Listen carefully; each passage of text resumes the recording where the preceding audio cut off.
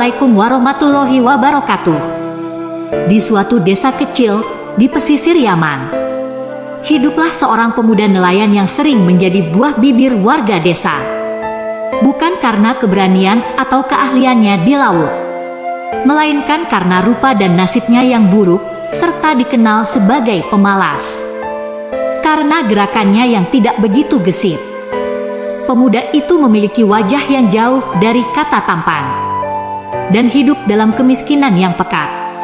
Setiap hari, dia mengarungi lautan dengan harapan mendapatkan ikan yang cukup untuk menghidupi dirinya. Namun takdir seringkali tidak berpihak padanya. Desas-desus dan cemoohan menjadi santapan sehari-harinya, membuat hidupnya terasa berat dan penuh dengan penolakan. Dalam hatinya, muncul doa-doa tulus memohon kepada Allah, berharap suatu hari nanti kehidupannya akan berubah, dan dia bisa menemukan kebahagiaan yang selama ini hanya bisa dia impikan. Dalam kesunyian subuh, Azim bangkit dari tidurnya, merasakan kelemahan yang sudah akrab dalam tubuhnya. Setiap urat dan tulangnya terasa seperti memiliki beban berat, sebuah penyakit misterius yang membuatnya cepat lelah, dan hampir tidak ada hari tanpa rasa sakit. Penyakit ini telah menjadi bayang-bayang hitam dalam hidupnya, sering menghalangi langkah dan usahanya dalam mencari nafkah sebagai nelayan. Pagi itu, matahari bersembunyi di balik awan-awan tebal, memberikan udara yang sedikit lebih sejuk dari biasanya di desa pesisir Yaman. Suara ombak pantai mengalun lembut, namun bagi Azim ombak tersebut lebih seperti ejekan tak berujung. Sebagai seorang nelayan, Azim seringkali menghabiskan waktunya di pantai. Meski tak selalu berhasil membawa pulang ikan, "Hei Azim, berapa banyak ikan yang kau dapatkan hari ini?" 2 ekor atau mungkin 3, terdengar suara laki-laki berbadan besar bernama Rashid yang selalu mengejek Azim. Seorang wanita muda yang sedang mencuci pakaian di tepi pantai menoleh. "Kau seharusnya malu Azim. Siapa yang mau menikah dengan nelayan pemalas seperti kau?" Azim mencoba menahan amarah dan kesedihannya. "Aku berusaha Mariah, Allah sajalah yang tahu betapa kerasnya aku berusaha dari penyakit yang aku bawa ini." Rashid tertawa terbahak-bahak, "Berdoalah lebih keras. Mungkin saja Allah akan memberimu keajaiban." Azim memandang laut yang luas, berharap laut itu bisa menenggelamkan rasa malunya. Pernah suatu kali dia memikirkan untuk pergi jauh meninggalkan desa. Namun di mana lagi dia bisa pergi? Ini adalah tanah kelahirannya. Malam harinya setelah kembali dari laut dengan tangan hampir kosong, Azim duduk di bawah langit yang berbintang, berdoa dengan tulus. "Ya Allah, aku tahu aku tak sempurna, namun bukankah Engkau Maha Pengasih dan Penyayang? Tolong berikan aku kesempatan untuk membuktikan kepada mereka semua bahwa aku bukan pemalas. Tolong berikan aku kekuatan melawan penyakitku ini." Keberuntungan dan kasih sayang dari seorang wanita. Sebelum tidur Azim merasa ada sesuatu yang berbeda dengan malam itu. Seolah-olah langit mendengarkan doanya, dan ada pertanda baik yang akan dating. Namun keesokan harinya desa mereka dikejutkan dengan peringatan tsunami. Awan mendung menyelimuti langit, ombak menjadi lebih ganas, dan angin bertupi kencang. Warga desa berhamburan mencari tempat yang aman.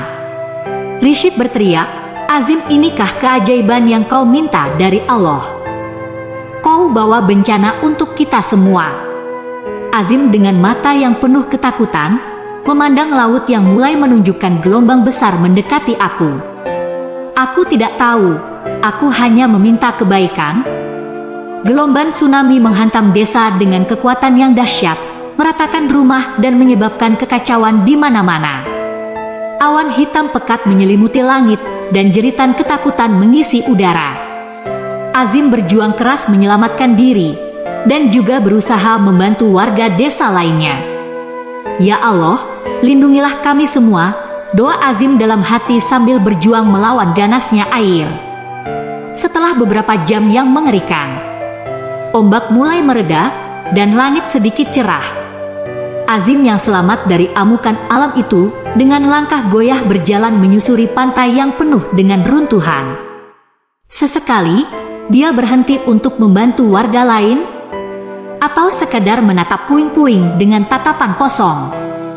Pada suatu titik, ketika Azim berjalan di tepi pantai yang sunyi, dia melihat sesuatu yang aneh tergeletak di pasir.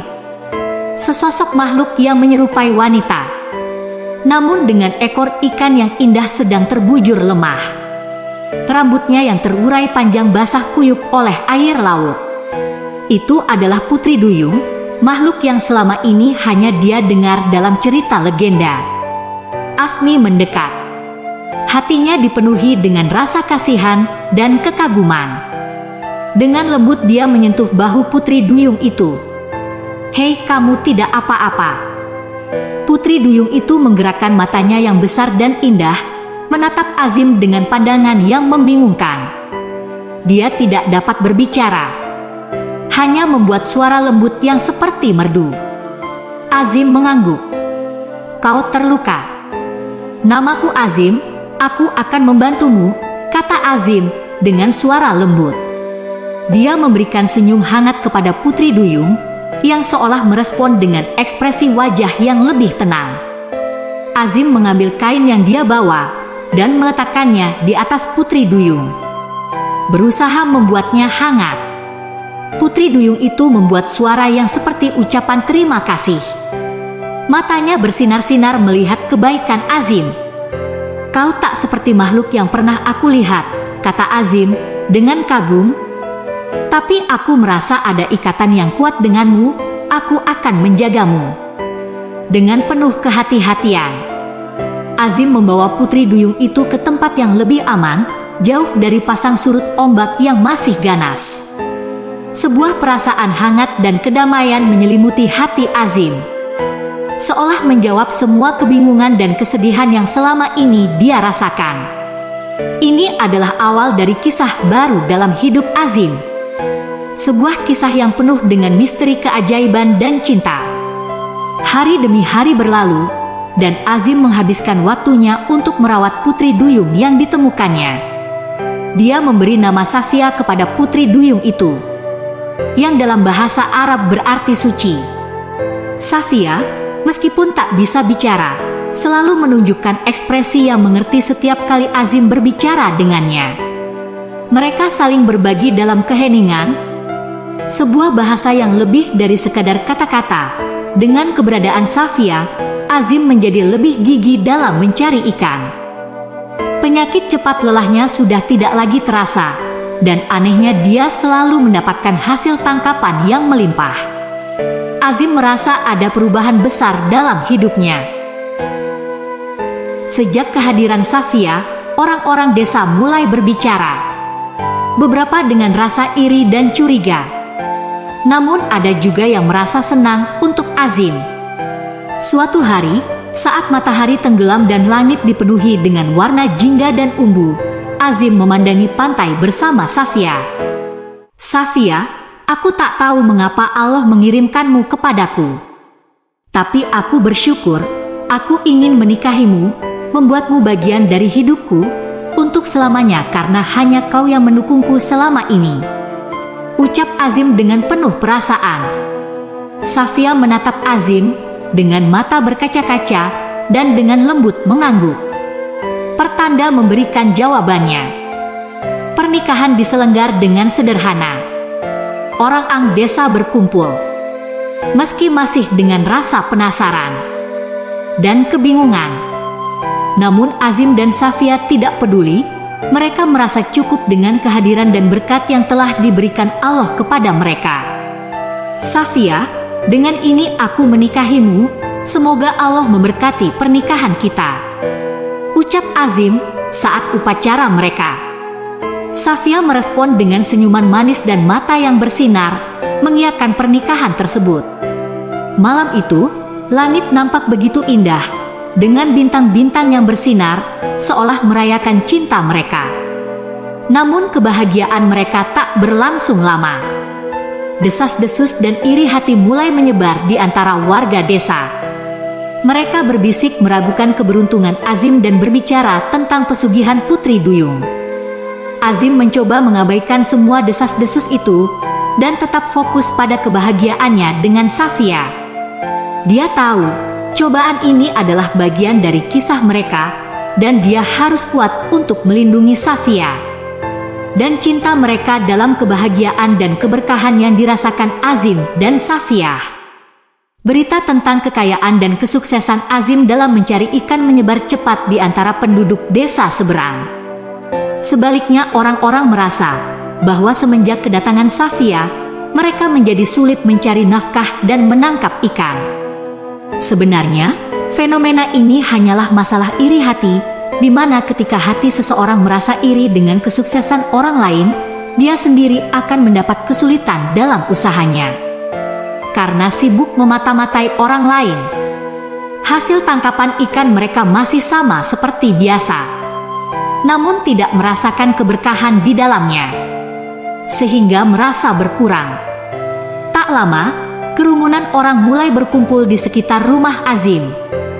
Mata mereka dipenuhi dengan tanda tanya dan kecurigaan. "Azim, beritahu kami, bagaimana kau bisa tiba-tiba menjadi kaya? Apa ini semua karena pesugihan Putri Duyung?" tanya Arsyad, penduduk desa seberang, dengan nada mencemooh. "Hei Azim, tangkapan ikan kami juga berkurang, ini pasti ulah peliharaanmu itu," kata penduduk yang lain. Azim menatap Arsyad dan orang-orang desa dengan tenang. "Ini semua adalah berkat Allah, dan usaha keras dan keikhlasan adalah kunci bertambahnya rezeki serta keberkahan," jawabnya dengan mantap. Namun desas-desus tetap berlanjut, dan beberapa penduduk desa mulai menunjukkan tanda-tanda tidak ramah. Bahkan ada yang mencoba mengintimidasi, bahkan mencuri keberuntungan Azim. Suatu malam, ketika bulan purnama bersinar terang, Azim merasa sebuah kegelisahan yang mendalam. Safia tampak resah, matanya berkaca-kaca, seolah dia merasakan ada yang tidak beres. "Safia, apa kau merasa tidak baik? Apa yang terjadi?" tanya Azim dengan penuh kekhawatiran. Safia merespon dengan ekspresi sedih, memandang Azim dengan penuh kasih sayang. Seperti biasa dia tidak dapat berbicara, namun Azim merasa seolah-olah Safia ingin mengatakan sesuatu. "Yang penting, aku akan selalu melindungi kamu Safia. Kita akan melewati ini bersama," ucap Azim sambil memegang tangan Safia dengan erat. Keesokan harinya Azim menemukan sebuah teror yang telah ditinggalkan oleh seseorang di depan rumahnya. Ancaman itu mengatakan bahwa mereka akan mengambil dan membunuh Safia jika Safia tidak pergi meninggalkan desa. Dengan hati berat, Azim membuat keputusan sulit. Dia memandang Safia, mata mereka bertemu dan sebuah perasaan pengertian muncul di antara mereka. "Safia, untuk melindungimu dan untuk mencegah malapetaka, aku harus melepaskanmu kembali ke laut," kata Azim dengan air mata menggenang. Safia tampak terpukul, namun dia mengangguk perlahan, mengerti bahwa ini adalah satu-satunya cara untuk menjaga keselamatan mereka dan menghilangkan perasaan suzon warga desa. Dengan langkah berat Azim membawa Safia ke tepi laut. Dia merasa seolah-olah hatinya akan hancur. Namun dia tahu, inilah keputusan yang benar. "Ingatlah Safia, cintaku akan selalu menyertaimu dimanapun kau berada," bisik Azim pelan sebelum melepaskan Safia kembali ke pelukan laut. Air mata mengalir mengiringi perpisahan mereka. Azim berdiri di tepi pantai menatap lautan sambil merasakan sejuta perasaan bercampur dalam dadanya.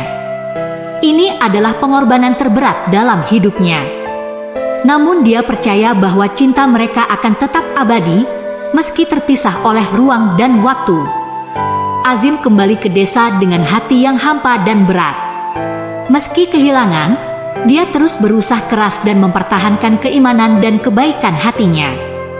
Desas-desus dan ketidakramahan beberapa penduduk desa masih terus berlanjut.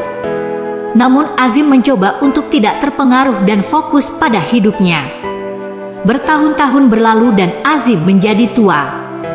cerita tentang cintanya dengan Safia, dan pengorbanan yang telah dia lakukan mulai tersebar dan menjadi sebuah legenda di desa itu. Generasi muda tumbuh dengan mendengarkan kisah Azim dan kisah Safia yang tragis, namun penuh dengan pengorbanan. Azim dan Safia meskipun tidak bersama dalam hidup ini, cinta dan pengorbanan mereka menjadi sebuah inspirasi dan hikmah bagi semua orang. Kisah mereka menjadi bukti bahwa cinta yang tulus dan pengorbanan dapat melampaui rintangan dan menjadi legenda yang abadi dalam hati dan memori orang-orang. Semoga kisah ini bisa menginspirasi kita semua. Wassalamualaikum warahmatullahi wabarakatuh.